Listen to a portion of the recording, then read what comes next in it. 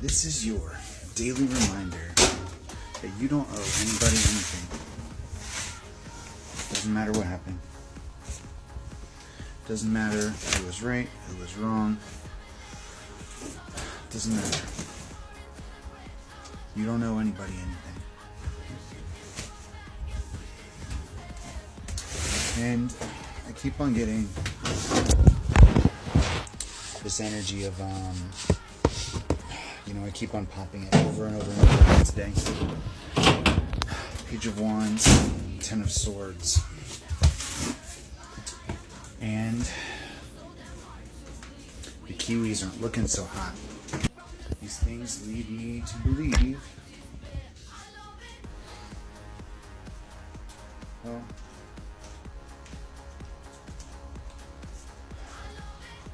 the future's not set in stone.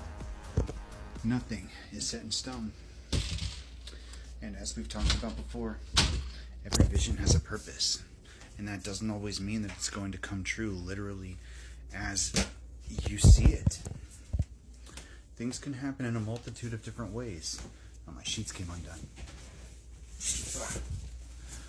But just because you saw a particular future does not mean that that's a guarantee. Free will's a thing.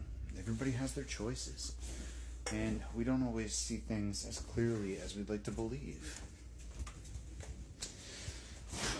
Eventually I'm going to have to figure out a better system than like this chair's clean laundry, that chair's dirty laundry.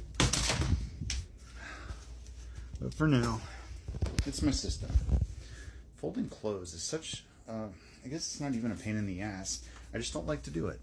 So I don't usually do it. Maybe that's a change I need to make. Maybe we're not supposed to be living out of laundry baskets for the rest of our life.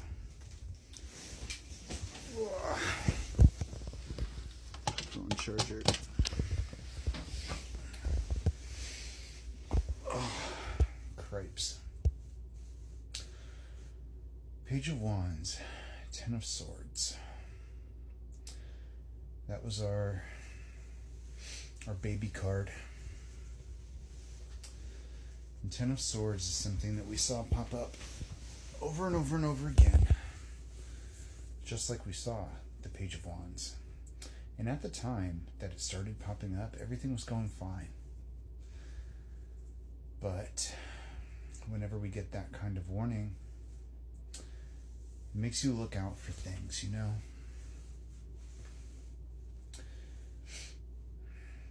And that told me in that moment that as much potential as there was this beautiful vision over here of this little divinely guided fire baby, which could still happen in either this scenario or another one, you know? Spirit works in mysterious ways. And they tell you these things, they show you these things to motivate you in a particular direction so that you make a certain set of choices. They give you the information that you need to determine your next step, or to determine a broader vision of what you want, what you see in your future. That baby, the one I dreamed about, will exist.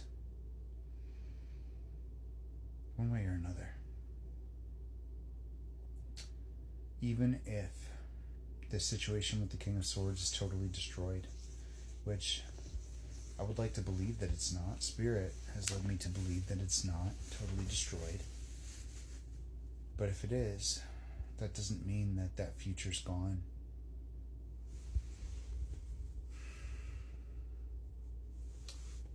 At the end of the day, if they don't choose you, then it wasn't right. If they put you on pause, then it wasn't right. If they run away, then it wasn't right. If they decide not to do those things, then maybe it will be. But until that's the thing, we have to assume that it's not right.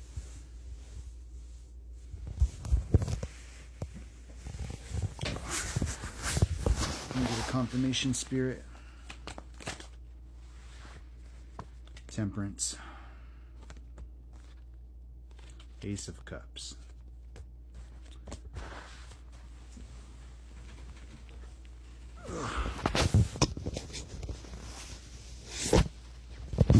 It's not always black and white. It's not always simple.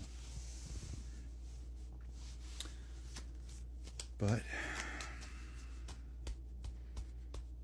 no matter how things go, we're going to wind up where we're supposed to be. We're going to wind up with a family of our own, in a job that we love, and the opportunity to go places we've never been before, and security in every sense of the word, familial security in your relationships with people, monetary security, feeling like you have enough to do what you need to do in order to fulfill yourself. And that doesn't necessarily mean being rich. That means having enough to get by comfortably within your situation. And a large part of that for a lot of people is not living beyond your means. But being able to support your family and go on trips and make memories, that's not unreasonable for even a middling kind of income. Intuition.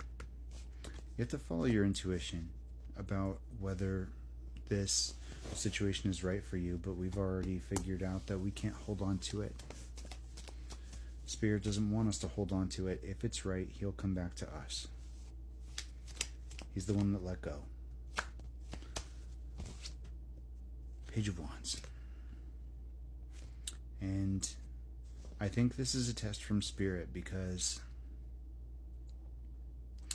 that Ten of Swords combined with that dream, that future, that would, even a month ago, have caused me so much anxiety, so much turmoil, not knowing, Page of Swords, not knowing if that future was on the chopping block or not would have sent me into a spiral.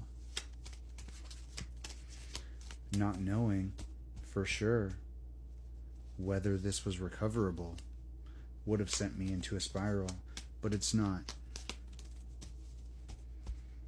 I don't have any anxiety about this anymore. It will be or it will not. That Ten of Swords is not a threat.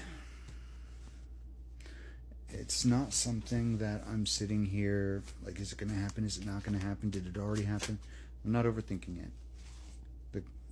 The conflict here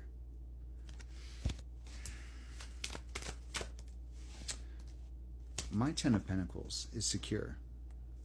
My Ten of Pentacles, my future, my family, I'm going to make that happen for myself. If somebody else wants to be part of it, and it's right, and it's divinely guided, that comes with the Ace of Swords energy. We saw that too. The Ace of Swords is what leads to the Ten of Pentacles. And we've thought that it was this person or that person, but we already know that it's about us. It's not about who else is involved. It's not about who else we're going to be with. It's about us and our dynamic, how we choose to live, our stability. King of Pentacles with the Queen of Wands energy. That's our energy for both of those cards. Stable, grounded, magnetic, fun. We're doing it all. And the right person is going to connect with us on that inner child level, and they're going to want to be part of that future. They're going to want to talk to us. They're going to want to engage in conversation. They're going to want to plan that future.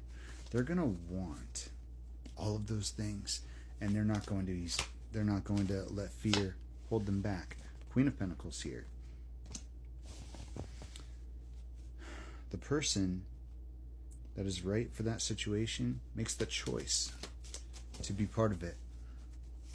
They make the choice to attain that wish fulfillment for themselves, to get that last cup, get the